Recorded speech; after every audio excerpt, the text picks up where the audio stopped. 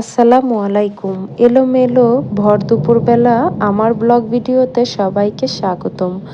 এলোমেলো কেন বললাম, কিভাবে কি রান্না করলাম তেমন সুন্দর করে দেখাতেই পারলাম না, এরকম মনে হচ্ছিল রান্নার শেষে। আজকে খাসির মাংস রান্না করতেছি দুপুরবেলাতে।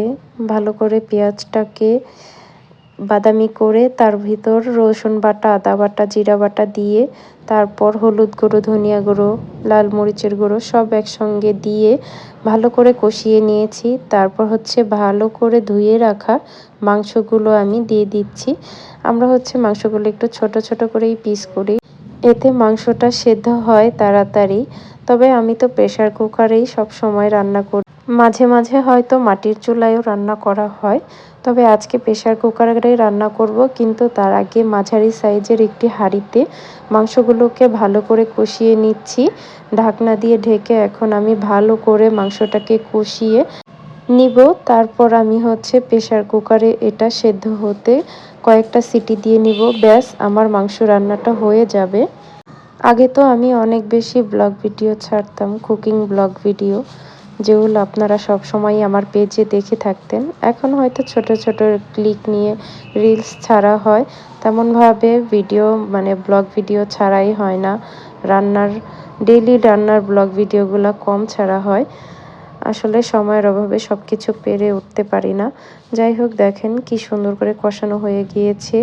তেল মশলা ভালো করে কষিয়ে নিলে মাংস সাথে করে, তাহলে খেতে বেশ মজা লাগে। এর পাশাপাশি আমি এখানে ঢেঁড়স ভাজি করছিলাম। ঢেঁড়সের মধ্যে একটু কাঁকরোলও ছিল, আর এই কাঁকরোলগুলো দিয়ে খেতেও বেশ মজা লাগে। যে কোনো ভাজি আমার কাছে তো ভালোই লাগে। বেশি করে পেঁয়াজ কাঁচা মরিচ দিয়ে ভাজি করেছি। এই তো আমি সিটি দিয়ে নিচ্ছি প্রেসার কুকারে, তারপর দেখিয়ে দিব আমার ফাইনাল লুক। এখন কিছুটা লবণ চেখে লবণ দিয়ে দিলাম, আর ভাজা জিরা গুঁড়া দিয়ে দিলাম, আর কাঁচামরিচ ফালিয়েও দিয়েছি, চেক করে। তারপরে এই তো ফাইনাল লুক দেখিয়ে দিচ্ছি আপনাদের রান্নার শেষে। এখন খাওয়ার পালা। আমি আজকে সব কিছু এক প্লেটেই নিয়ে নিব খাওয়ার জন্য। আসলে ধৈর্যে আর কুলাচ্ছিল না, তাড়াতাড়ি করে এক প্লেটে সব একসঙ্গে নিয়ে খেতে বসে পড়ব এই জন্য। তবে একটা কথা বলি, আমার 2-3 মিনিটের একটি ভিডিও দেখে কেউ আমাকে জাজ করা শুরু করবেন না যে আমি কেমন আছি, কত ভালো খাচ্ছি বা কি করছি।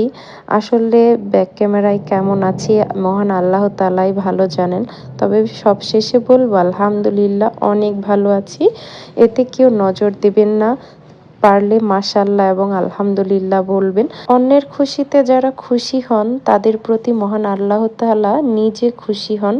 এই পৃথিবীতে কেউ কারো জীবনের সুন্দর মুহূর্তগুলোকে নজর লাগিয়ে কখনো নিজে ভালো থাকতে পারেনি, এটাই কিন্তু সত্যি কথা। তো আমরা অনেকেই এই কথাটা ভালো করে জানি, তবুও আমরা হয়তো মেনে চলতে পারি না, কারণ সব কিছুই পরিস্থিতির শিকার বলে কথা। যাই হোক, অনেক কিছু বলে ফেললাম, ভুল কিছু বললে আমাকে মাফ করে দিবেন। আর ভালো থাকবেন, সুস্থ থাকবেন, দোয়া রাখবেন। আল্লাহ হাফেজ।